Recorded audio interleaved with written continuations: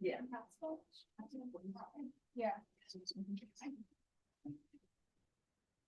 It is 6:01. And I would like to call to order the regular meeting of the Lake Worth Beach Community Redevelopment Agency for Tuesday, March 12th, 2024. Roll call, please. Mr. Daniel Morgan, Here. Mr. Drew Bartlett, Here. Miss Leah Furch is not present, Miss Caroline Shamshi Basha, Present. Stana Kerner, Present. Miss Carla Blockson, Present. Miss Ann Fairfax is also not present. Can we please stand for the Pledge of Allegiance?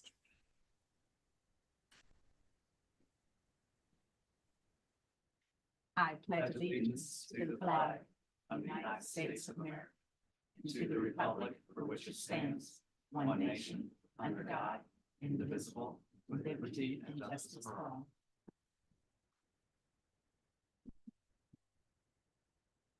Do we have any additions, deletions, or reordering for our agenda tonight? No, thank you. And now we're going to have a presentation.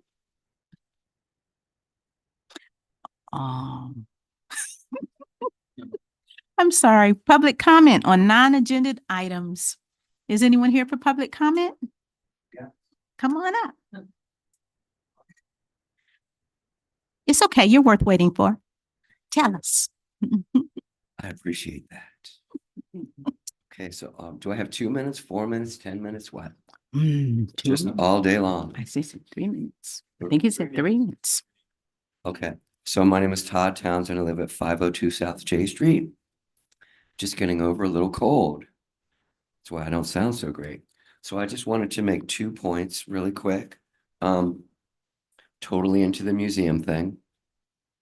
However, let's build this museum at 1121 Lake and Lucerne Avenue and to move the CRA to 32 Dixie Highway on the north side heading up. Big building, a lot of space. I know you need a lot of space for all different kinds of things. And I just think that putting that building there would give them 800 foot of glass bottom row all the way around that whole square. And we all know that that's a nasty building that you all are living and working in right now. So you got like 43,000 square feet, 5 or 7 offices. You've got an art situation out front that kind of looks like art in prison. But the building looks kind of cool with a little bit of paint on it, you know, like maybe some cool stoners work in there. But aside from that, let's doze that building down and put the museum there under one roof. Okay. So my second point is the property between on B Street between Lake and Lucerne is essentially the front door of this town. And there, in my opinion, should be a sculpture garden, a native tree and plant garden, and an herbal garden in that space. And so I just wanted to question, you know, where's the leadership when this came up? You know, I know that certain groups think from certain perspectives, we want to make money, we want square footage, tax, all like that. But that's really the front door of this town. And there should be something natural there, such as sculpture, native plant, and an herbal garden there. So really it was like, okay, we got to back up and look at ourselves. Essentially, it was the CRA should be following the city and commission, who should in turn be following the public.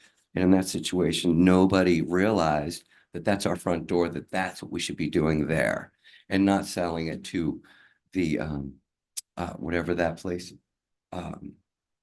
whoever has bought that property. And I wanted to ask the people that bought that property, didn't they buy a set of 3 properties here in town?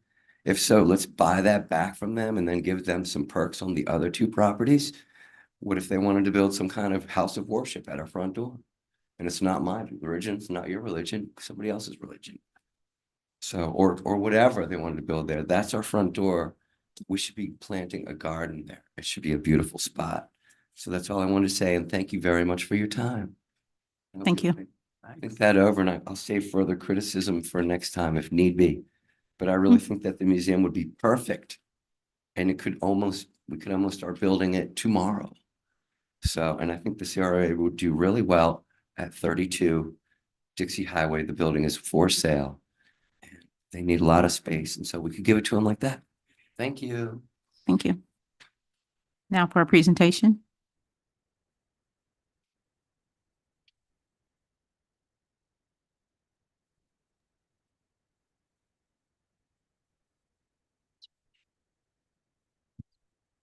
That helps. Hi, Renee, are you ready? Yes, I am. Okay, great. Thank you very much. I am. Just give me a moment to share my screen.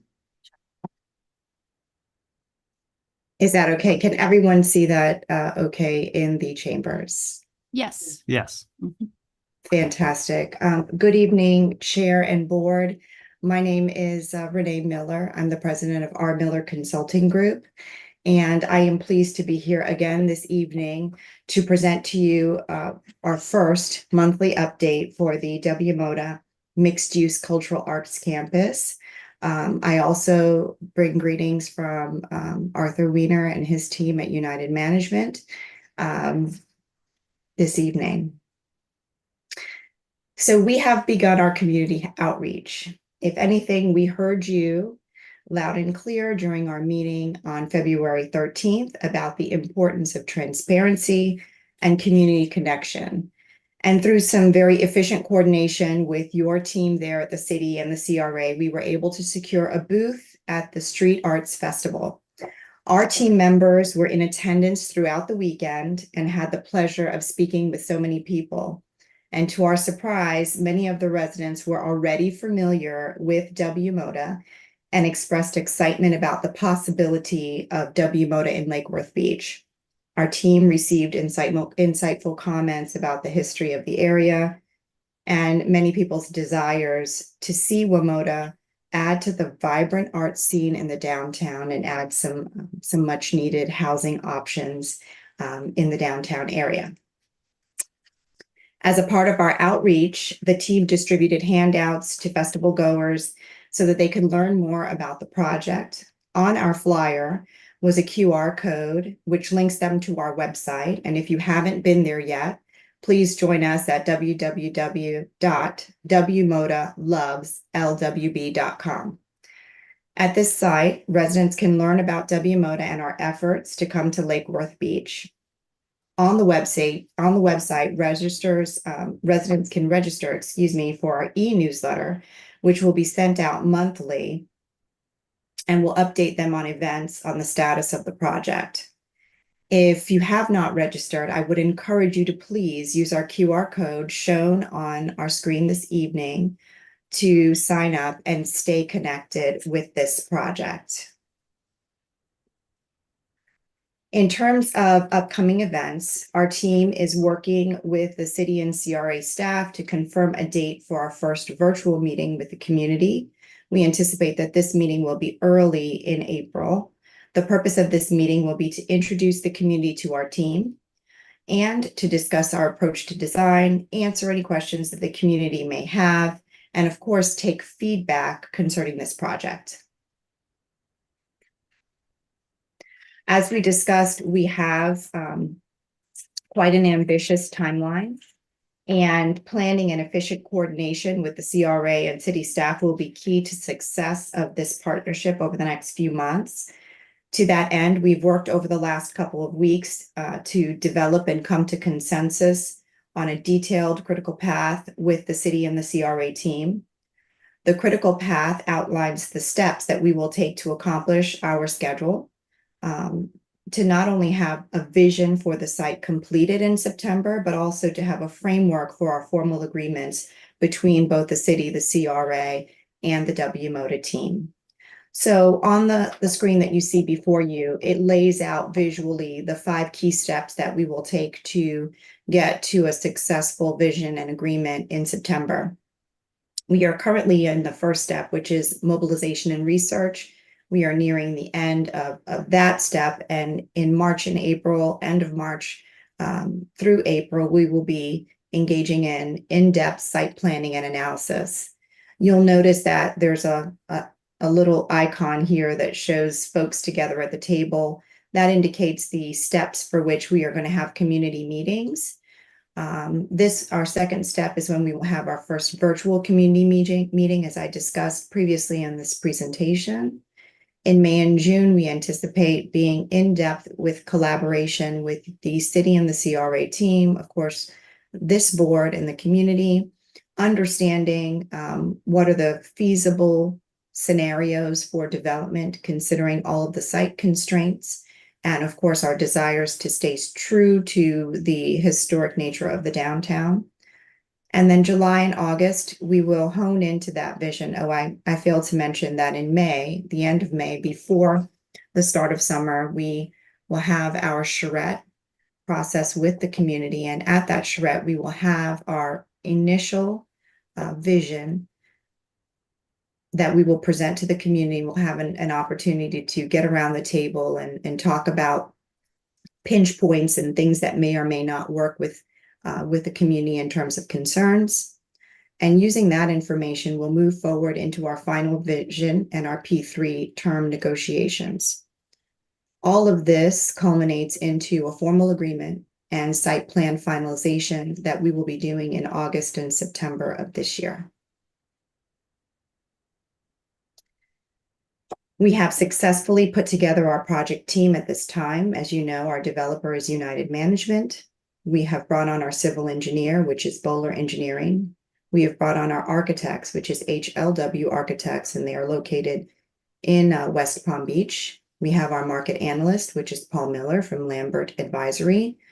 Our project management team, HE2PD, who works on all of United Management projects, and of course, myself and my team with our Miller Consulting Group. Not mentioned here on the slide is our historic preservation consultant who will join us. She has in-depth prior knowledge of the city of Lake Worth and has worked with the city team before, so we're excited to invite her onto the team, as well as our legal staff who will be joining us shortly. And they have decades of experience in relation to land use and municipal issues. And that concludes my presentation. And of course, I'm available at the pleasure of the board to answer any questions. Does anyone have any questions? Thank you very much, Renee. Thank you for the presentation. Thank you. Thank you, Renee. Can I just thank you for coming to the Street Painting Festival and spending 2 days as an organization getting to know us. I really appreciate that. I had a great conversation. I know a lot of people did. So thanks for doing that.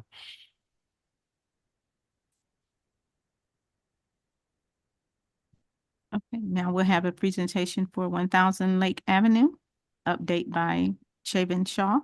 Bobbin can't make it tonight, so we have John Carew who's going to come up and give us a brief presentation or a brief update on 1000 Lake.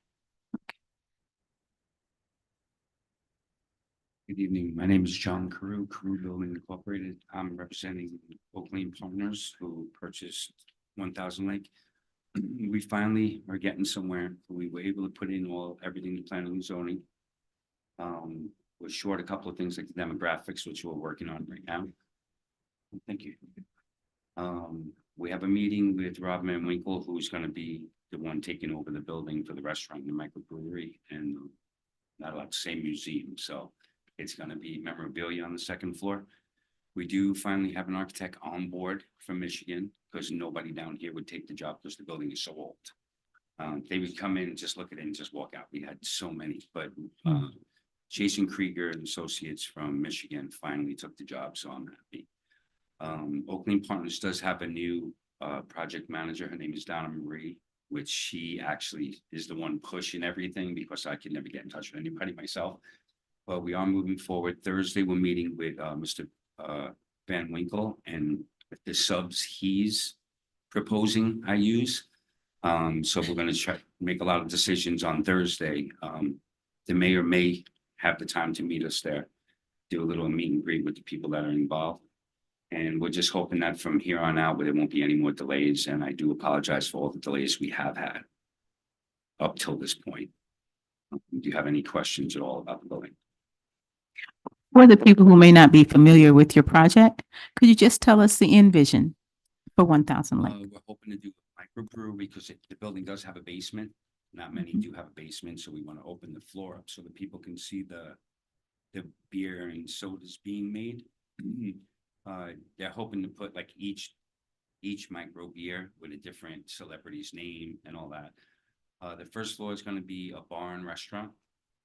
Second floor is going to be memorabilia from the 90s, which we all know that Rob Van Winkle loves the nineties. There's a little bit left of the third floor, because originally the building was 4 floors, but there was a fire back in the thirties. So they only left like maybe 25 to 30% of the third floor. So they were hoping to do either executive suites, or they wanted to do a rooftop bar, but the engineering is still up in the air on that one. They were hoping to do weddings and stuff like that, because there is a beautiful view from up there. I was having problems with historic preservation about railings being on top of the building, which there never was before. So we're in talks about doing clear glass if they do decide to do that. But we are good with the basement, first floor and second floor. The third floor is up in the air. But they're hoping to do some type of amphitheater out in the parking lot to bring shows of all, Van Winkle's friends and everything. Because when I last spoke to Oakland Partners, they had said that the parking garage that was put in isn't doing very well. And that would bring a lot of use for the parking garage, because it's only a block away, if they start using that as a venue for shows for downtown. So that's as far as I've gotten so far. It took a long time to get where we are, but I'm very excited because we are actually moving forward with that building, because I love that building. That's why I came aboard, because I know a lot of people wanted it knocked down. But I don't know if you guys know, do you know the history of the building?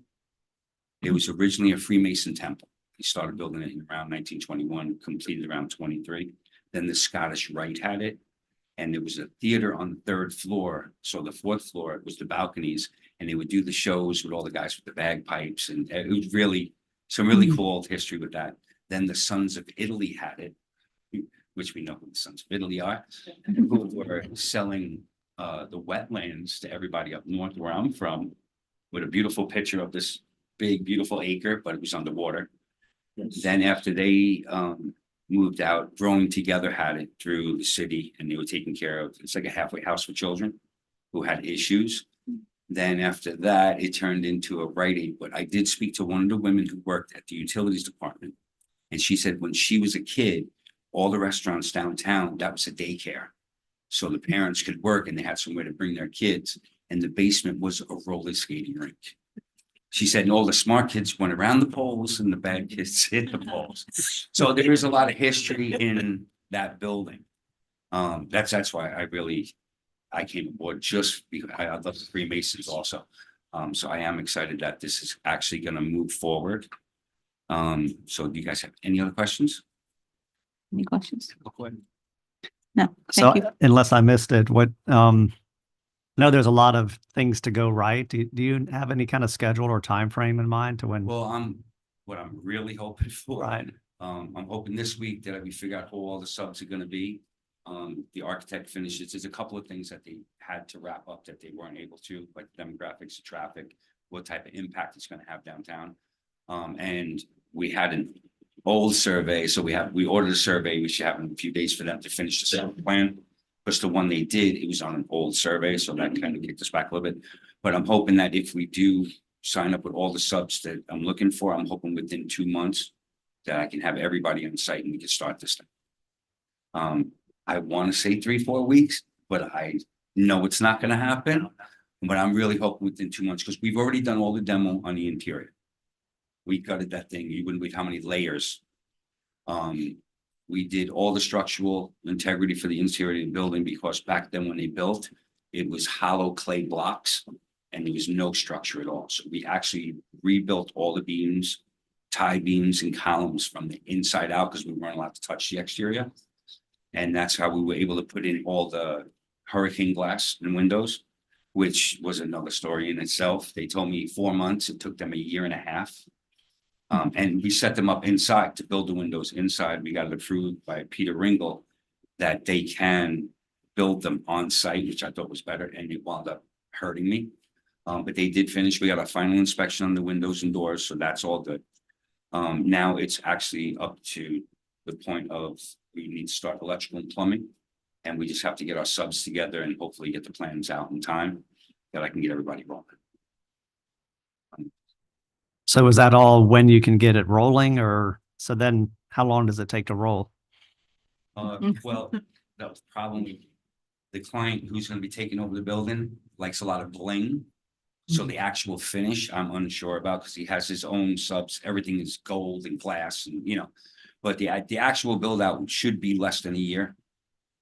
Provided we have decent subs on site. So this week is gonna decide if it's familiar subs or new guys. Because a lot of, he's gonna stream this as he does it, like all his TV shows. So a lot of his people wanna be on TV. Which is great. I mean, it is great. But I don't know some of them. So this week is gonna be where I find out who his subs are. So I know if I'm using my subs or his subs. But I'm just happy that we're this far, and I apologize for this taking so long. It was a lot of miscommunication, and it was actually very hard to get an engineer and architect for this. Because we're having the same problem with 2 other buildings downtown, but I finally have people, so I'm happy. That's good. Any other questions? Thank you for the update. Yeah, and I apologize for my appearance. I didn't know I was coming short notice. Thank Sheriff washed up and I ran over here. Thank you guys for your time. I appreciate your patience. you. Please take a few minutes to review the minutes for February 13th and see if you have any corrections or questions. If not, I'll entertain a motion. And all in favor? Can we also now review the minutes for February 27th?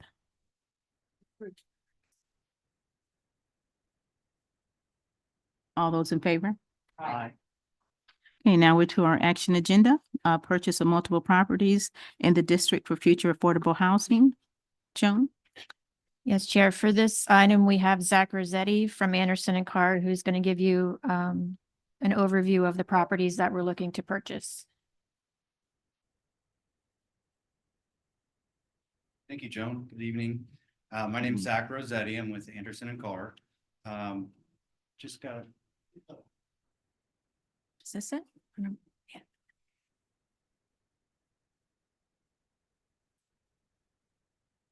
I think so. All right, so I've got just a quick overview of the current acquisitions for the Lake Worth CRA. These are all affordable housing opportunities that we're working here. To point it over here. Or not.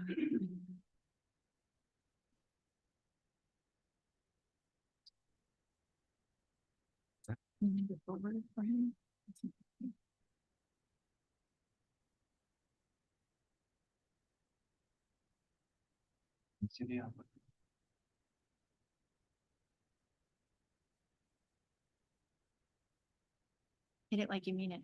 All right.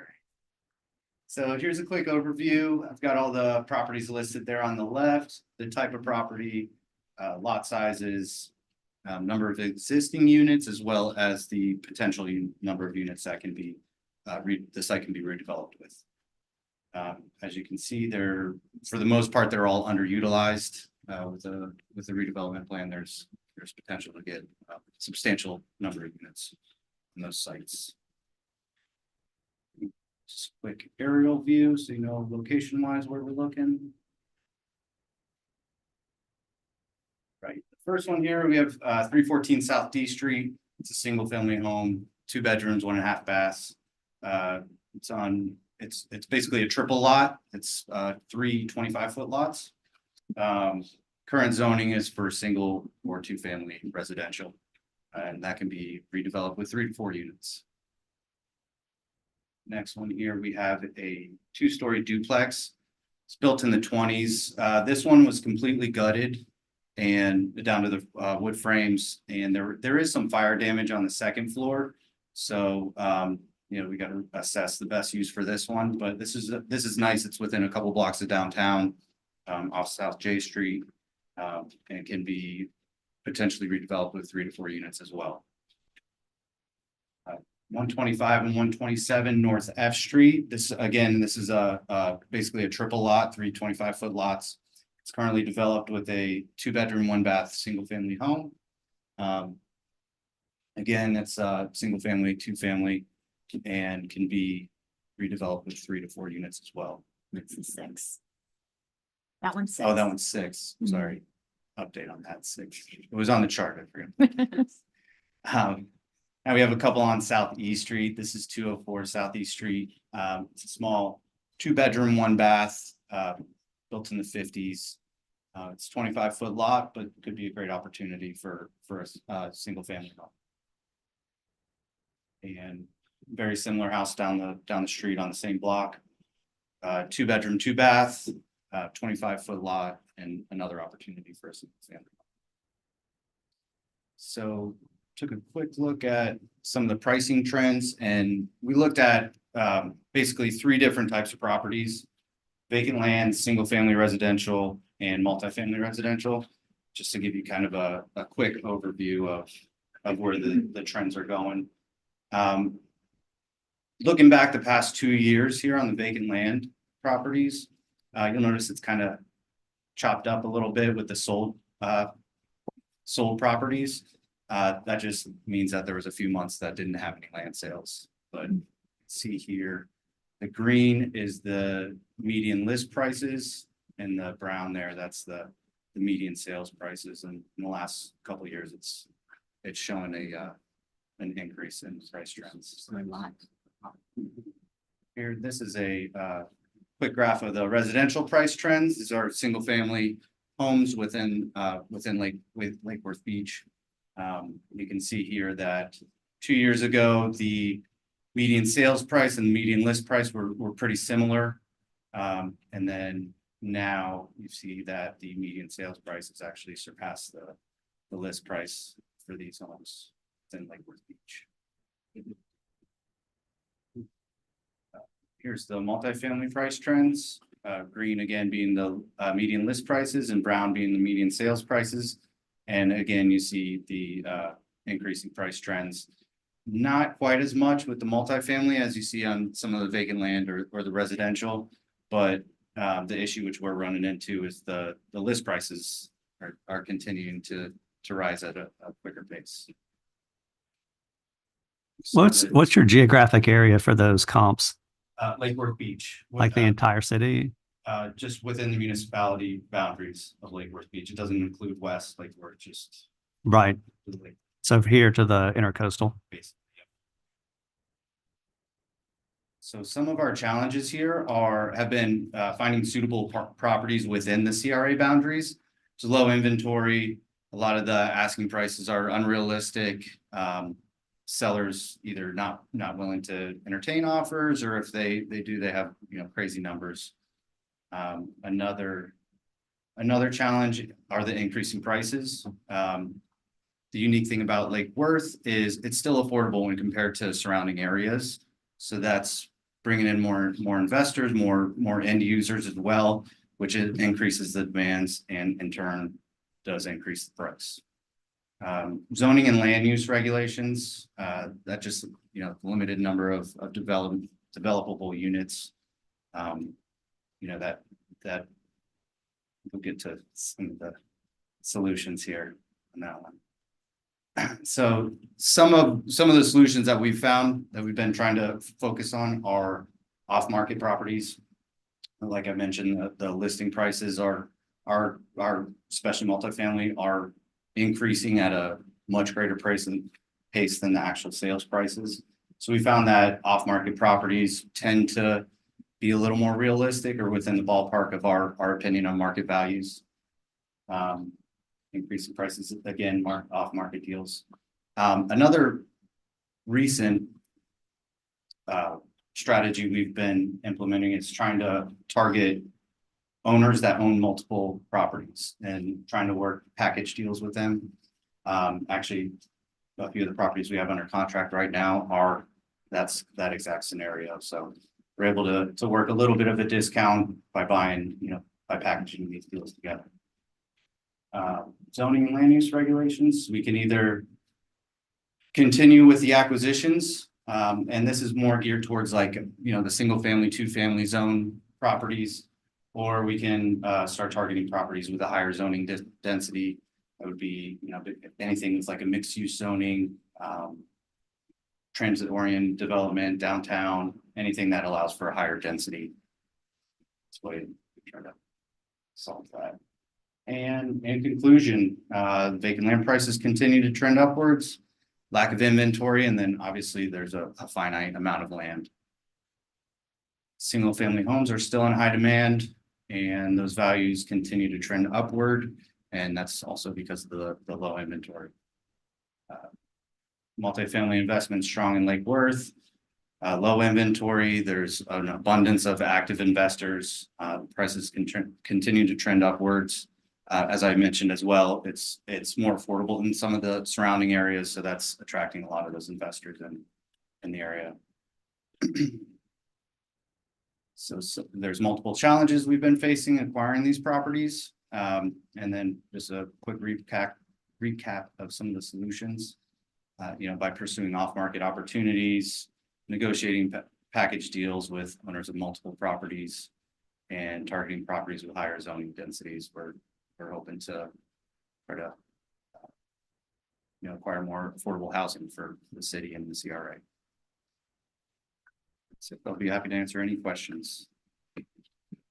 Questions. Thanks very much for the presentation.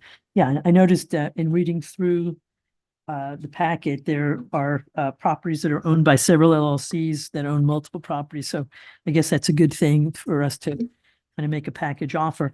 I was noticing too that one of the properties is a vacant parcel of land and the others are not. And so just wondering, are there existing tenants in any of these houses?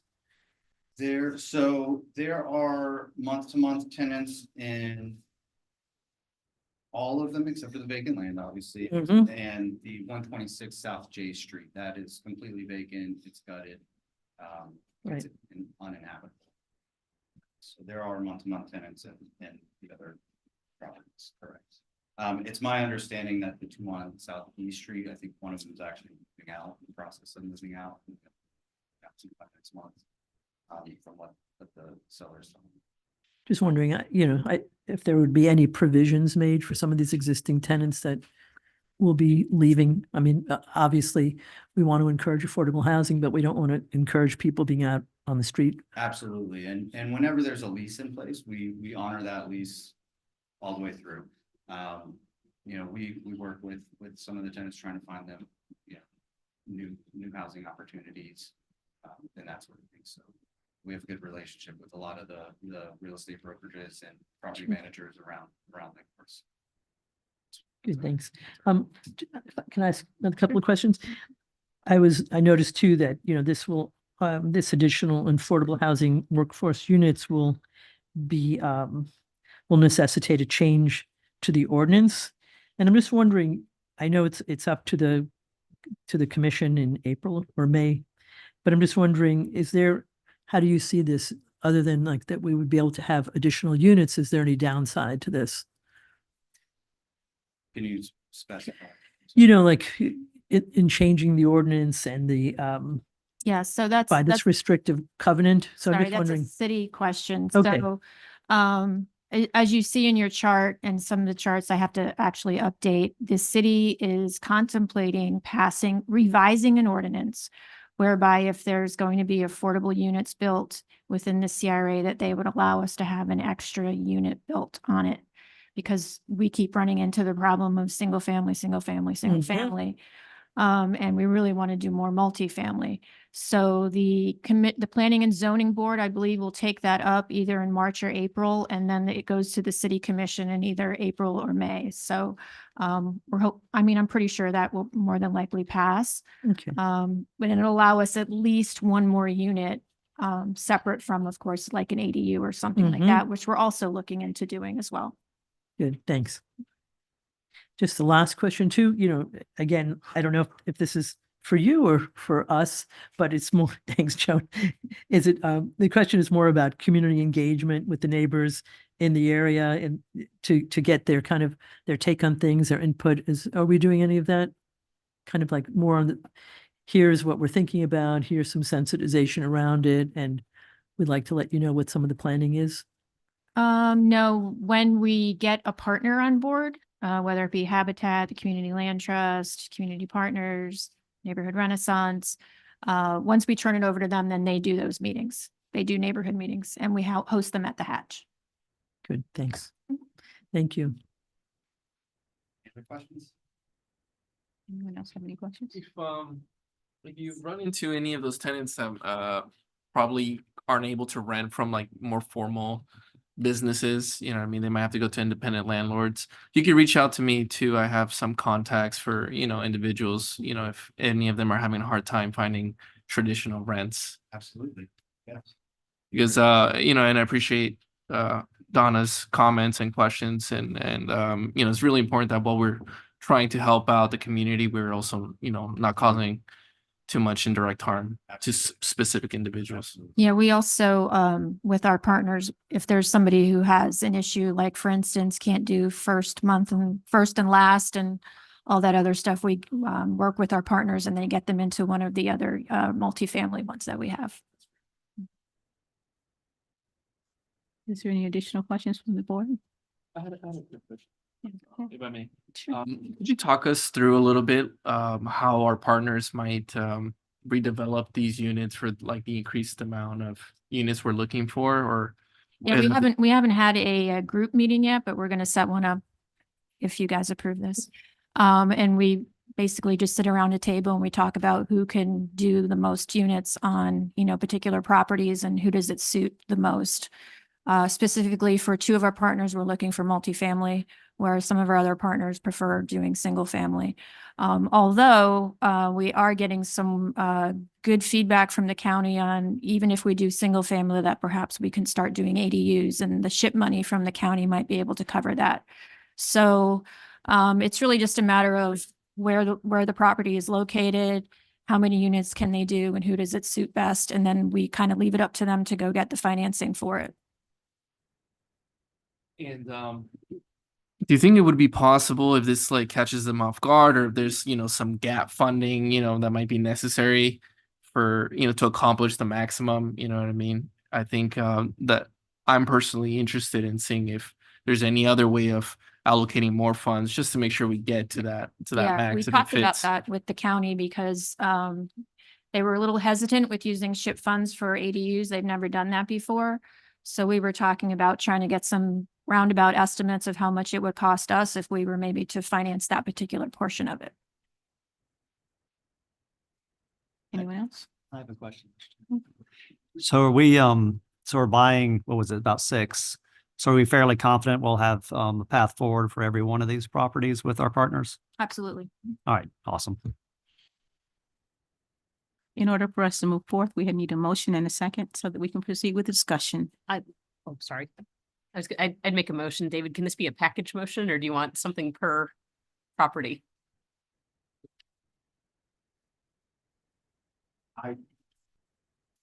David Tolsis, board attorney. What I would suggest you do is make a motion to authorize the purchase of 125, 127 North F Street, 314 South D Street, 126 South J Street, 204 South E Street, 223 South E Street, and 304 South F Street, and authorize the chair, vice chair, and executive director to sign any and all documents necessary to close the transaction. Can I insert what David said as my motion or do you want me to say it again? Right. Oh, So you want me to say it? No, you don't have to. Okay, then ditto. Can I second the ditto? okay, we now have a motion and a second. It's time for discussion. Any other comments from the board? I really appreciate Anderson and Carr's efforts in procuring these properties and looking for these opportunities. It's certainly been a challenging environment, and I think you all have done a fantastic job. And I'm pleased that we're looking for package deals, you know, among the same investor and seller, you know, so that we can ask him to say, hey, we're giving you this money, please work with us so that we can have more properties. And I'm hoping that the commission will speedily agree so that we will be able to add more density to the units. It's always nice when you buy something for one property intended for one and you end up adding 2. You know, because you're paying the same amount of money, but you're getting more bang for your buck. So I hope that we'll be able to do that as soon as possible. Is there any more discussion from the board? And I didn't forget public comment. If anyone would like to have a public comment, please come forward. Knew I had to say something. Sarah Maliga, District 1 City Commissioner. A lot of these properties are in my district, but I will tell you that 2 of these properties, one of them, my spouse's best friend lived in, and unfortunately, this person who owns the properties did not want to do a lot of the improvements that needed to be done to where the bathtub was falling through the floor in the bathroom. So I appreciate always wanting to make sure that we're rehoming people, especially knowing the condition that what they're living in some of these places now, that hopefully we can help them find better housing in the future. Because some of the conditions of these properties, they really shouldn't be people living in them anyway. So again, I'm a big proponent of affordable housing and affordable home ownership and rentals. So I support this 110%, but I hear all the concerns about making sure we have a place to put people who are in these homes now. But I do know that this is a win as far as those LLCs and now creating that home ownership and investing in the pride, right, of the community. So thank you all for your hard work. Do we have anyone else for public comment on this item? Okay, it is now time for a vote. All those in favor? Aye. Vote is passed. I take it there are no opposed? You just No nays. double check. No nays. Any nays? I thought everyone said No. okay. Thank you. Okay, yes. Now, our next item on the action agenda is the Affordable Housing Buy Down Program in 9 South Ocean Breeze. Mrs. Chair, this is, we've been working with Stephen Beal, who used to work for Florida Housing, and now he's on his own, but many of you met with him maybe about a year ago about us trying to buy down units instead of just us going and purchasing units and then repurposing them. It hasn't been an easy task to find somebody. We met with several developers who were interested in it, but then backed out. But we do have a local developer who was interested in it, which is fantastic. And so Stephen is here to kind of walk us through the process of how we came up with the numbers. And we would be providing 3 units on 9 South Ocean Breeze for people making 80% or below of area median income. Stephen, you there? Yes, I am. Can you hear me? There he is. Can you hear me? Stephen, can you say something? I am. I was asking, can you hear me? Hold on. I think the transcription's working. That's weird.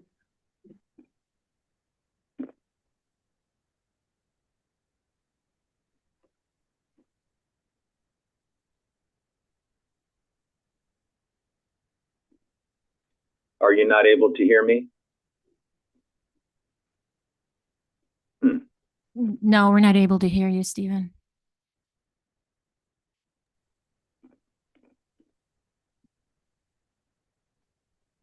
How about now? It says turn up the volume. Okay.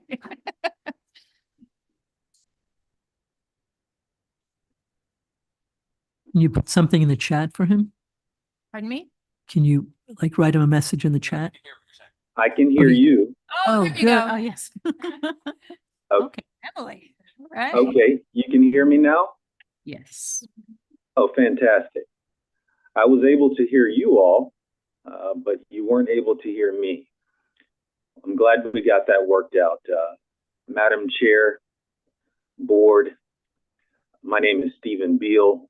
I am the owner and president of Housing and Community Development Consulting Firm, also known as HCD. I am so excited and thankful for this opportunity to finally be able to present to you the buy down program, something that we've been working on for quite some time, almost a year to be exact. And it looks like we may have a potential project to apply this program to. Joan, myself, and Mona, and the rest of the staff worked together to create an extensive and detailed model in which we can utilize to review a developer's numbers for purposes of analyzing a potential buy down. So today I put together a brief PowerPoint presentation to give you an overview of what that program looks like. So if you bear with me for just a few moments, I'll walk you through the presentation.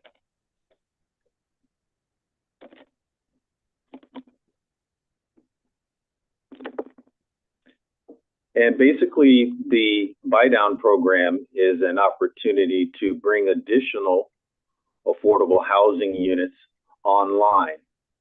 It is obviously one of many tools available in the affordable housing marketplace to assist in bringing additional units online.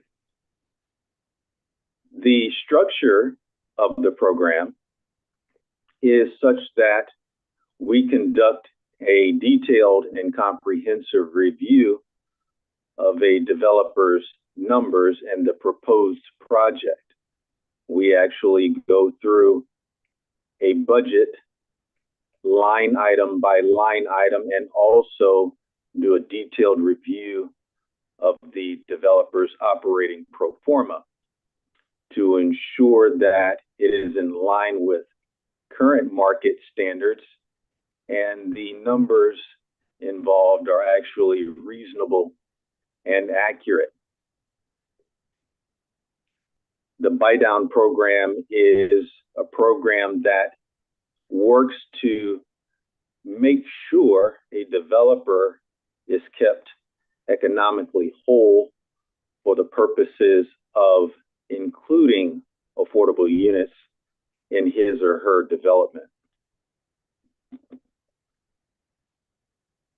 As I mentioned just a moment ago, the extensive process that is involved in analyzing a developer's financials, going through the numbers in detail line item by line item to ensure that the numbers make sense and are in line with comparables in the marketplace.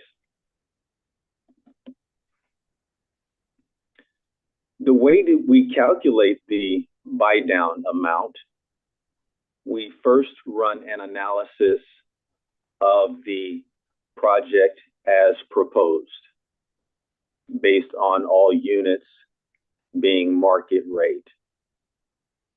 Then we run a second analysis which includes a certain number or percentage of affordable units.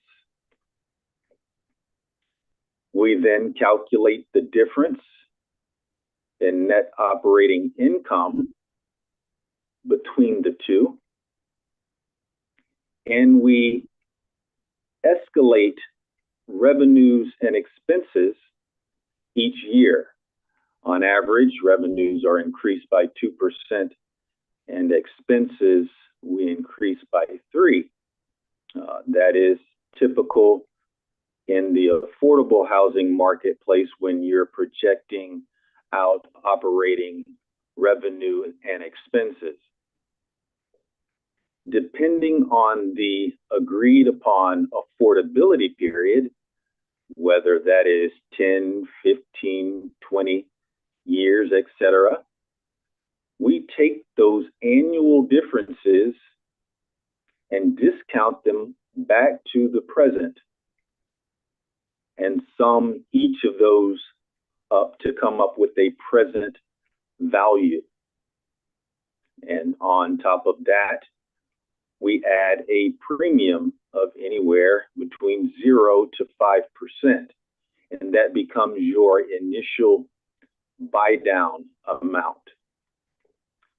And this is a great way, a great opportunity to achieve some level of affordable units in markets that are facing similar challenges to the ones that you all have been discussing prior to my short presentation.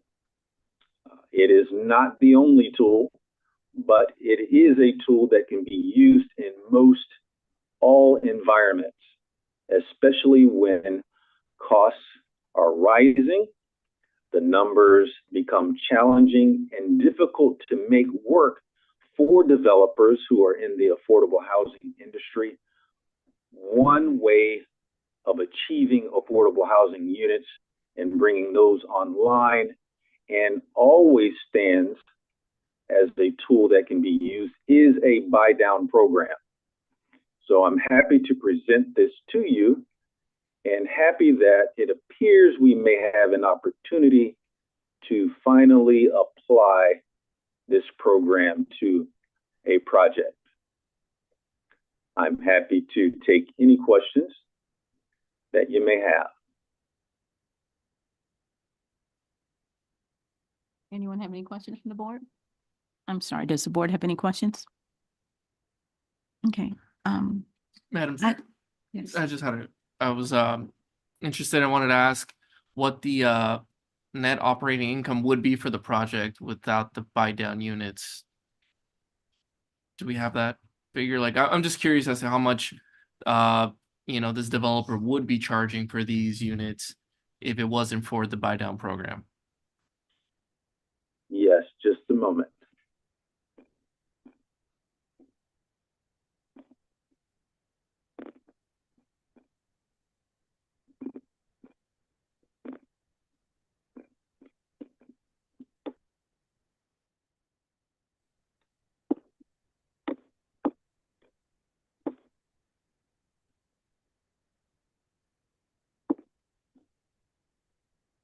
So for 9 South Ocean, which is the project in question, if it were without affordable units, the net operating income would be $57,829.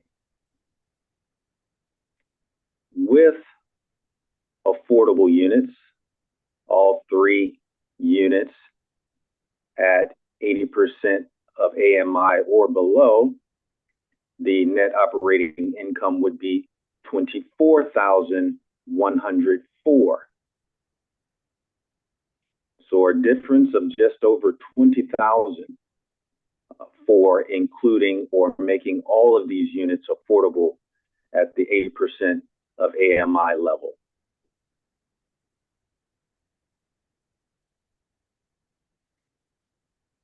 Anyone have any additional questions? Okay. I have a question for you. This is certainly something that we're doing that's outside our wheelhouse. This is not a project or a project that we've done in the past. And so could you tell me a little bit more about yourself, because we're taking a chance on you. And I just like to know the person that I'm working with. So could you tell me a little bit about your history and how this would be a good program for us? From your Happy perspective. to. Again, my name is Stephen Beal, president and owner of Housing and Community Development Consulting Firm. I am also a consultant for the agency that provides training and technical assistance services to all of the local municipalities and CRAs across the state of Florida, that which is Florida Housing Coalition.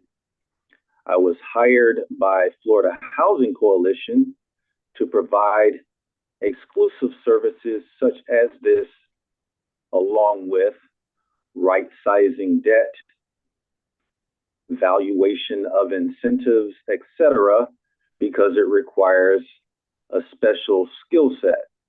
That skill set I achieved as an investment banker, which was my original career. I started out with William R. Huff, a small boutique in St. Petersburg, Florida. The owner was the first individual to graduate from the College of Business at the University of Florida. I went on from William R. Huff to RBC Capital Markets, where I continued my investment banking career, and then later on to Bank of America. In all three investment banking firms, my territory of coverage was the entire southeast of the United States, from Texas over to the Carolinas and everything south of that. So I used to underwrite all of the multifamily affordable housing tax exempt bond deals for those firms which I was employed with that related to affordable housing. During the housing market crash back in 2008, there was a mass layoff at Bank of America. So many of us were out of a job. Along came an opportunity to provide consulting services to the leading agency in the state of Florida, Florida Housing Coalition, which is under contract with the state housing agency to exclusively provide services for all of the local municipalities in the state of Florida. They tapped me for my services to provide them with the exclusive services that I just mentioned to you, that being incentive valuation, right sizing, debt buy down programs, etc. Essentially running the numbers for potential developments and figuring out from a financial standpoint how to bring on more affordable units in a very challenging, high demand environment. Thank you very much for your resume. It's certainly impressive. I just have one additional question. Do we have any other CRAs or municipalities that is also doing a buy down program? I know that I haven't heard of many, but I'm sure there has to be other agencies out there who are certainly looking at this idea in this challenging environment. So do you know of any more? Yes, I will say this: buy down program in name, but every day your local housing authority executes a buy down program. It may be based on the project, and they're called project vouchers. And what they're doing is essentially making up the difference between someone who can only afford 30% of AMI or below, and making up that difference between 30% of AMI and fair market value of a rental unit. So the federal government has been doing it for many, many years under a different name, and they're called project-based vouchers. In this example, we've titled it buy down program, and we're essentially doing the exact same thing.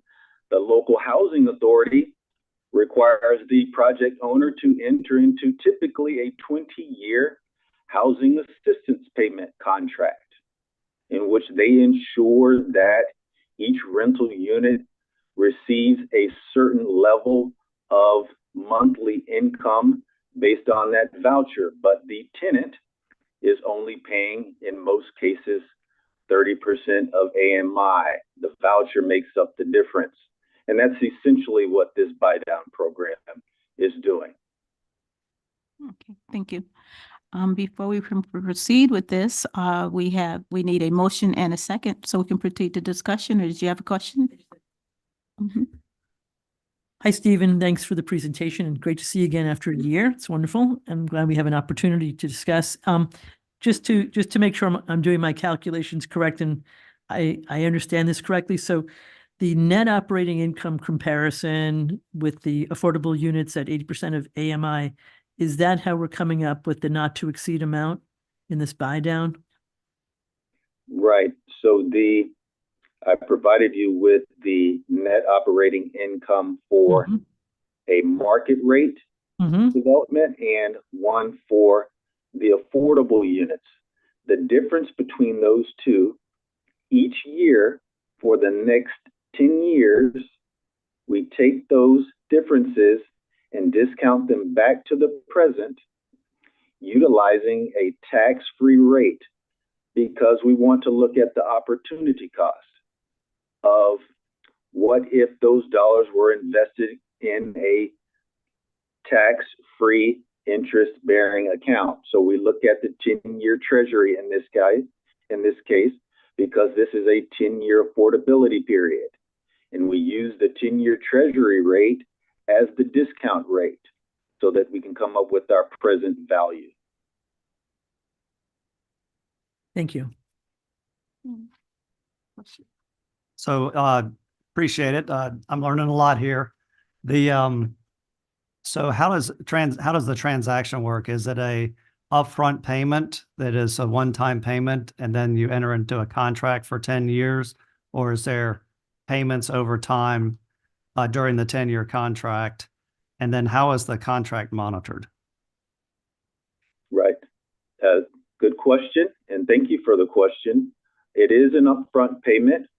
The payment is only made once the tenants have been certified, they meet the income requirements as it relates, and in this case, it's 80% of AMI or below. It's a one-time payment, and on an annual basis, the tenants have to be recertified. So it must always remain units that are targeting 80% of AMI or below for the next 10 years. And we will work with the attorney to structure the documents such that they spell that out. And who do they certify to? Is it your organization or the CRA? The CRA. So it's up to us to monitor this. Yes. Yeah, and typically, I've represented housing authorities that do this, and the Florida Housing Finance Corporation, this is their model for providing like tax credit financing. So there'll be some type of land use restriction agreement or extended use agreement, something like that, which spell out all of these requirements with respect to income limitations, certification, the right for the CRA to review tenant files, and what happens if they don't comply with those. And that document would ultimately be recorded in the public records of Palm Beach County so that any subsequent purchaser who buys the property would also be bound by those terms and conditions during the affordability period. The good old LURA, the land use restriction agreement. Thank you. Gotcha. So is this the first time we've done this? Yes. Are we equipped to keep track of it? Yes. All right. Who's doing that? And I just wanted to question, and I just to read what it says here, it's like, I see that there'll be language included in the agreement that allows the CRA to take back the funds if the requirements are not adhered to by the owner. So that's the same thing, like CRA will be in close contact with the owner or monitor it. Yeah, and we'll be monitoring every year to make sure that the income certifications come to us as soon as there's a new tenant in any of the units. And what happens after 10 years? Is there a renegotiation with the owner and then a new buy down agreement is made? How does that work? That's a possibility. I didn't really want to go more than 10 years just because I'm not sure of the life of the CRA, whether or not will be renewed or not. And I didn't want to put too much of the burden on the city. So that's why we came up with 10 years. But yes, it could be either recertified or we could just take our hands off and let the market do the market. Thanks, Joan. Do we have any additional questions from the board? Just a thought comes to mind that, I would want these units to be, I would want it to be available to anybody, you know what I mean? And so I know some landlords are very selective to what individuals they rent to. And so, I would hope that, we would just find a way to keep an eye on it and make sure that that isn't necessarily like, oh, you have to know the guy in order to get into the apartment. I don't know. We could just keep track of that. I'd love it. Anybody should be able to rent these units. Yeah. So that certainly would involve the monitoring of the CRA. you know, and so I'm sure that they will do that because this is going to be their reputation at stake because they're speaking for this project. As with all things, we need a motion and a second before we can proceed to discussion. Want we have a stop motion? coughing to make a motion? Somebody I'll make it. Okay. So the motion is the board, let's see if I can make this. Yeah, it's the long one. So the board will consider funding the buy down amount in exchange for the property owner reserving the 3 units, each for 10 years for renters making 80% or less of Palm Beach County's affordable median income, otherwise known as AMI. If the buy down is approved by the board, staff requests our attorney, David Tolsis, to draft an agreement and related documents for the executive director and chair or vice chair to execute. You have a motion. Do I have a second? I'll second. Now it's time for discussion. Comment too. Have any We have a additional commenter. points? I think we have a commenter. Oh, we will get to public comment in a moment. Okay. Right now, I'll have this to is, decide. does any of the board members have a question item? No, I think it's an exciting opportunity. I do too. Now we have public comment on this item. Does anyone here for public comment on this item?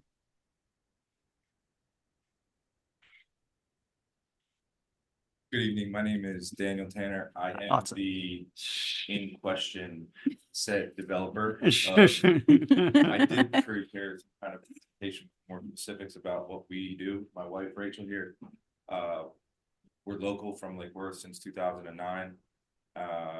We have a bunch of different properties, 3 or 4 of which are actually in the CRA district. We approached the CRA about some different options. They offer a bunch of programs to help kind of either bring up or beautify or do different things. We do have a new construction project that's actually going on right next door to this property, which that was our original intent was to include that property as a part of this. But I think 3 meetings ago when we met with I believe the county came in and did a really cool presentation on their gap funding program. And we kind of took a pulse and a consensus of, hey, the 120% of AMI really wasn't helping too many people compared to what the demographics were here in Lake Worth Beach and what people were looking for. So we actually went back to the drawing board and I was like, I have this other property that needs to be remodeled that I'm going to be bringing to market. Would something that's not necessarily new construction, but a remodel qualify? And they were like, actually, we think it might. So that's kind of how this came to fruition and we put it together. I'm a general contractor. Like I said, I'm local to Lake Worth. I live on Ocean Breeze, a little further down at 411. And we have 3 properties on the same street. We, as a business, are trying to formulate a way to do and make a for-profit business so that it's not just these foundations that are able to come in and provide 100% affordable housing, right? So you see a lot of these developers, they'll meet the minimum requirements of a 10 or a 15% just to get the right to build it. I'm looking at this, and if I can get my build cost down to 200, 225 a square foot and utilize some of these different options from HUD, from the city, from the CRA, from the state, there's a way to make this, we're not going to make great profits, but there's a way to make this a for-profit business for buy to rent, not buy to sell, buy to rent. And that's really the business model that we're trying to create, right? Something that we can duplicate, maybe alter slightly in the way that they look, but create a product that on a lot of these infill lots in the city that are 50 by 135, maximizing the density, maximizing the use, and creating an affordable product that we can just do again and again. And hopefully we could get our name in the hat for a couple of those properties that we just heard about, and just do the same things over and over. And again, I believe that there is potential with programs like this for a for-profit business like us to be able to come together with municipalities and, build these units and do 100% affordable. Some of it may be workforce, but 100% affordable properties and not just meeting the minimum requirements to get a development through. Thank you. Okay, thank you. Thanks. We have had a motion and a second in discussion, public comment. Now it's time for a vote. All those in favor? Aye. Any nays? No nays? Okay, I think it passes unanimously. Thank you. I would just like the board to know that Daniel and Rachel do have other properties. So if you really, I wanted to test this out, see your response. And since it's good, yeah, maybe there's a possibility that we could do another project with them as well. I certainly would be looking forward to hearing about it. Thank you very much. Great, thank you. Now it is time for our executive director's report. Joan. Thank you. In your packet is a progress report on many of the things that we're working on, just giving you updates. There's about 5 pages in there for you to peruse whenever you get a chance. Right now over at Hatch, we have the Cultural Workers Exhibition, which is really fantastic. And that is running all through March. If you have some time, please stop by to see those works. They're all done by people who work in the cultural arena. Tomorrow morning, we have a small business workshop about small business governments and startup issues with businesses. Thanks to Leah. Thank you for that. We have a bike safety event on Thursday from 2:45 to about 3:45. That will be attended by us, the TPA, Safe Kids, Palm Beach Sheriff's Office, and Florida Department of Transportation. Then next day, on the 15th, we have Women's Build. And I know a lot of you are volunteering for that. We're meeting over by the Church of the Nazarene, I believe around 8:30 in the morning. We're doing the morning shift until 12 o'clock. If anybody has any clothes or things that they would like to donate, they're also taking those in the morning. So if you'd like to bring anything with you, or if you have anything you want me to bring, I will more than likely, I'll be more than happy to do so. St. Patrick's Day event in the downtown. We're partnering with Dave's just for some music in the downtown and for St. Patrick's Day. And that is obviously March 16th and 17th. And I believe in your package, you have an invitation or a flyer about April 9th at 4 p.m. We'll be doing the ribbon cutting for 1213 Lake Avenue, which is the future home for Path to College. And finally, on your calendars, I think it's April 10th, but I'm going to check that with Renee. We're going to have the WMOTA virtual meeting from 6:30 to 7:30 at night, but let me check on that date. I know they were going to say something tonight, but I guess maybe they don't have it solidified. So I will get back to you on when that virtual meeting is. And then also we're planning a public charrette with WMOTA as well in May. So I'll make sure you guys get all that information. And that's all I have. Thank you. Thank you. That's all. And now it's time for board member comments. Let's start with Daniel, please. Well, I don't know if anybody noticed, but we did spend like about 2 mil or dedicate 2 mil. But I think it's money well spent.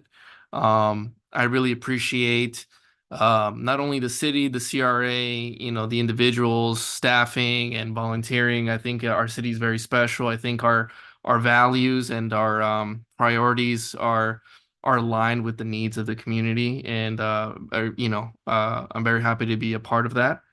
And so I want to thank staff and I want to thank Joan for her leadership. And I'm very happy that we were able to accomplish these things so far. So I was also feeling the same thing, right? So this was a meaningful meeting. And we've been doing meaningful things lately. And we're seeing the difference out there. We're seeing the events. We had new events pop up, Star Wars, Art Wars. This to see just sitting here, you're right. How long have you been working on this, right? I mean, this is incredible. We've got this path forward on the L&M circuit, and I'm just saying all this because the three of you, David, maybe I'll give you a little credit too, but the three of you just really move mountains here in the city, and it makes a difference. And I completely appreciate it. Such a nimble organization to get things done. Rock stars. That's all I got. Well, it's hard to follow that, you guys. I'm going to say ditto to both of you. And yeah, we're doing some really exciting things that I'm happy about. I know Madeline McHenry would be extremely gratified that we're opening the building that bears her name and in her honor. So for the Path to College, I'm looking forward to that on April 9th. That's it for now. We have some great events coming up, and I'm looking forward to Women's Build on Friday. Be nice to have a hammer again and be dangerous out there with the drill. I have no comment. Thank you. Great meeting. The hacking wasn't an indictment on the buy down program. My apologies, but thank you both so much for furnishing that water. I'd still be choking. Nothing like forgetting how to swallow midway through a meeting, right? I think we have a very exciting list of events coming up, and frankly, the movement that we're making in the community, I think it's just so impactful. So I'm also going to ditto the guys over here. So I'd like to thank the staff of the CRA for the hard work that they do.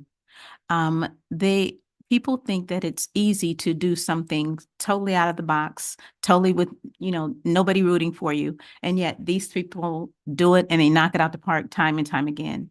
And I appreciate them. And I also appreciate this board.